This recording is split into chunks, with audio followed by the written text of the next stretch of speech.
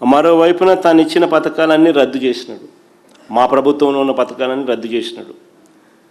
మరోవైపున schools, hospitals, వ్యవసాయము అన్నీ కూడా విధ్వంసానికి లోనైనాయి.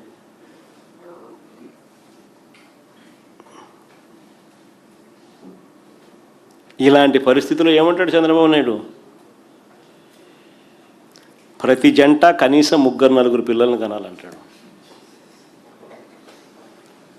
ప్రతి జంట కనీసం 3-4 పిల్లలను కనాలంటాడు. ఇలాంటి పరిస్థితుల్లో ఇవాళ చంద్రబాబు గారి పాలనలో పాలు తాగినా నీళ్లు తాగినా చనిపోతూ ఉన్నారు.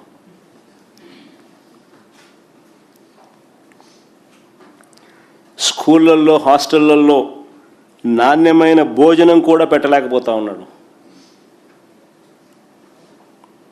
గోరుముద్ద గాలికి ఎగిరిపోయింది.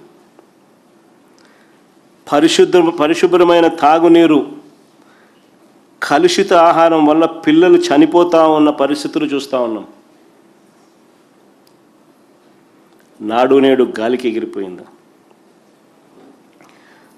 ప్రభుత్వ హాస్పిటల్స్లో కూడా ఇవే పరిస్థితులు.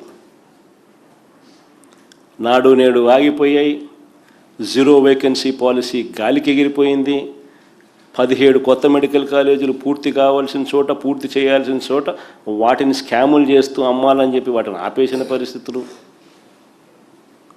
ఫ్యామిలీ డాక్టర్ లేదు, విలేజ్ క్లినిక్లు నిర్వీర్యం.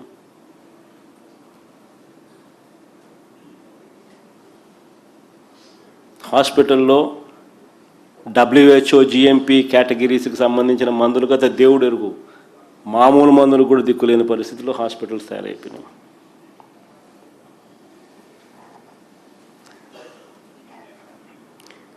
బడులలో ఇంగ్లీష్ మీడియం, గవర్నమెంట్ బడులలో ఇంగ్లీష్ మీడియం గాలికి ఎగిరిపోయింది.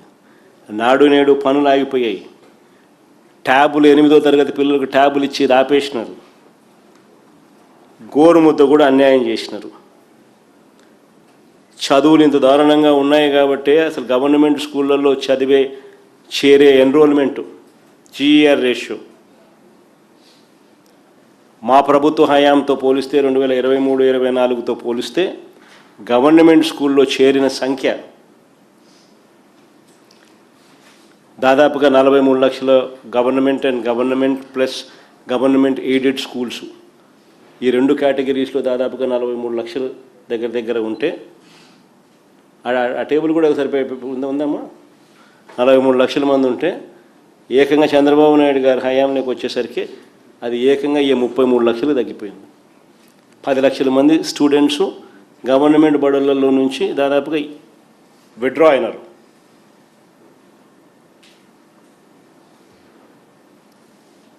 పది లక్షలు 8 లక్షలు ఏదో నెంబర్ కరెక్ట్గా నాకు గుర్తులేదు, కానీ ఆ నెంబర్స్ మళ్ళీ ఒకసారి చూడండి. మంచి చదువులు లేవు, మంచి వైద్యం లేదు. వ్యవసాయం అనేది రైతులకు ఈరోజు గుదిబండగా మార్చినాడు చంద్రబాబు నాయుడు. ఏ పంటకు గిట్టుబాటు ధరలు రాని పరిస్థితి. ఇలాంటి పరిస్థితుల్లో చంద్రబాబు నాయుడు గారు ఇస్తానన్న నిరుద్యోగ భృతి ఇవ్వడు, అమలు చేస్తానన్న సూపర్ 6 సూపర్ 7 అమలు చేయడు. పైగా మా ప్రభుత్వంలో ఉన్న పథకాలన్నీ రద్దు చేసినాడు. ప్రజల జీవన ప్రమాణాలను కనీసం పెంచకుండా, పట్టించుకోకుండా మహిళలకు తానిచ్చిన హామీలు అమలుకు దిక్కులేని పరిస్థితిలో ఈరోజు రాష్ట్రం ఉంటే చంద్రబాబు నాయుడు ఏమంటాడు? ఎడాపెడా ఒక్కొక్కరు 3, 4 పిల్లలను కనండి అని అంటాడు.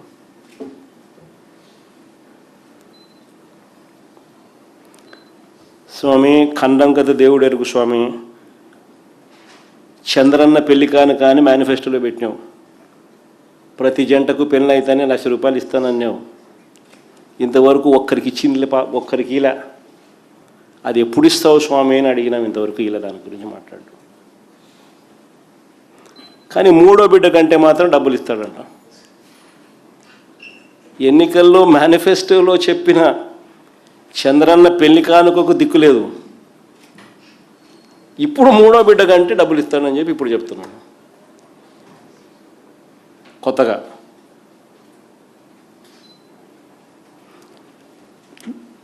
అసలు చంద్రబాబు నాయుడు గారు అనే వ్యక్తి నిజంగా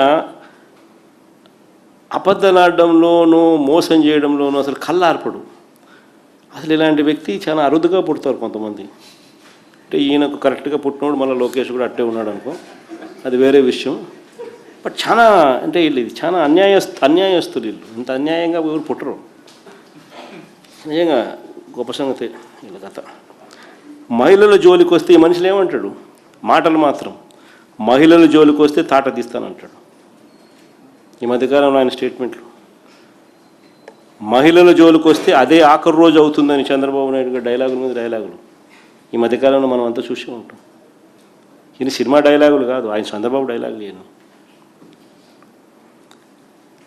మహిళలపై దారుణాలకు పాల్పడ్డ తన పార్టీకి చెందిన వారిపై ఇదే చంద్రబాబు నాయుడిని అడుగుతా ఉన్నా, ఎంతమందిపై నువ్వు చర్యలు తీసుకున్నావు చంద్రబాబు అని. ఇంత డైలాగులు కొడతా ఉన్నావు. మహిళల జోలికి వస్తే తాట తీస్తానన్నావు. మహిళల జోలికి వస్తే అదే ఆఖరి రోజు అవుతుంది అని అన్నావు. డైలాగుల మీద డైలాగులు కొడతా ఉన్నావు. మరి చంద్రబాబు నాయుడు గారు నిన్నే అడుగుతా ఉన్నా, మహిళలపై దారుణాలకు పాల్పడ్డ మీ పార్టీకి చెందిన వారిపై ఎంతమంది మీద నువ్వు చర్యలు తీసుకున్నావు? రైల్వే కోడూరు జనసేన ఎమ్మెల్యే అరవ శ్రీధర్ తనపై అత్యాచారం చేశారని, ఆపై మోసం చేశారని బాధితురాలు నేరుగా ముఖ్యమంత్రికి, పోలీసులకు స్వయంగా ఫిర్యాదు చేసింది. చంద్రబాబు ఏం చర్యలు తీసుకున్నావు అని అడుగుతా ఉన్నా. కేజీబీవీ మహిళా ప్రిన్సిపల్ మీద వేధింపులకు పాల్పడ్డ ఆముదాల వలస టీడీపీ ఎమ్మెల్యే కూన రవికుమార్ మీద చంద్రబాబు నాయుడు గారు ఏం చర్యలు తీసుకున్నావు అని అడుగుతా ఉన్నా. మహిళలతో అశ్లీలంగా వీడియో కాల్స్ చేసిన గుంటూరు ఈస్ట్ ఎమ్మెల్యే నసీర్ అహ్మద్ మీద అయ్యా చంద్రబాబు గారు ఏం చర్యలు తీసుకున్నావు అని అడుగుతా ఉన్నా. టీడీపీకి చెందిన సత్యవేడు ఎమ్మెల్యే కోనేటి ఆదిమూలం ఒక మహిళ మీద దారుణమైన లైంగిక దాడికి పాల్పడితే ఈ చంద్రబాబు గారు ఏం చర్యలు తీసుకున్నారు అని అడుగుతా ఉన్నా. మహిళా ఉద్యోగి మీద లైంగిక వేధింపులకు పాల్పడ్డ మహిళా ఉద్యోగి మీద లైంగిక వేధింపులకు పాల్పడ్డ మంత్రి సంధ్యారాణి పిఏ, ఎమ్మెల్యేలు ఈ లీడర్ల కథ దేవుడు కనీసం పిఏల మీద కూడా యాక్షన్ తీసుకోలేకున్నాడు. అలా పిఏ సంధ్యారాణి పిఏ మీద చంద్రబాబు నాయుడు గారు ఏం చర్యలు తీసుకున్నారని అడుగుతా ఉన్నా. పైగా బాధితురాల మీద కూడా తప్పుడు కేసు, ఉల్టా కేసు పెట్టినారు బాధితురాల మీదనే. అంతెందుకు ప్రస్తుత టీడీపీ చైర్మన్, ప్రస్తుత టీటీడీ చైర్మన్ ఒక మహిళను మోసం చేసి వీడియోతోనూ ఫోటోలతోనూ అడ్డంగా దొరికిపోయిన చంద్రబాబు ఏం చేశాడు అని అడుగుతా ఉన్నా. సరే, వాళ్ళంతా పొలిటీషియన్స్లే, వాళ్ళ జోలికి పోతే చంద్రబాబు నాయుడికి అని ఇబ్బందిలే అని ఏమైనా హెసిటేట్ చేస్తున్నాడేమో చంద్రబాబు అని అనుకుంటే, టీటీడీ చైర్మన్ ఒక మహిళను మోసం చేసి ఆమె వీడియో చూపుతూ ఫోటోలు చూపుతూ అడ్డంగా దొరికిపోయిన చంద్రబాబు ఏం చేశాడని అడుగుతా ఉన్నా. తనను మోసం చేశాడని, ఇలాంటి వారికి ఎలాంటి పదవులు ఇవ్వద్దని విచారణ చేసి తగు చర్యలు తీసుకోవాలని ఈ బాధితురాలు చంద్రబాబు నాయుడు గారికి గతంలోనే లేఖ రాసిందట. ఆ లేఖ కాపీ కూడా ఈ మధ్యకాలంలో బయటకు వచ్చింది. లేఖ రాయడమే కాకుండా దాని అక్నాలెడ్జ్మెంట్ కూడా మళ్ళా అక్నాలెడ్జ్మెంట్తో సహా లేఖ బయటకు వచ్చింది. అలాంటి చోట చంద్రబాబు నాయుడు గారు ఎంక్వైరీ చేసింది లేదు. ఇలాంటి వ్యక్తులకు ఉన్నత పదవులు ఇవ్వకూడదు అని ఆయన అడిగితే ఏకంగా టీటీడీ చైర్మన్ పదవి ఇచ్చినాడు.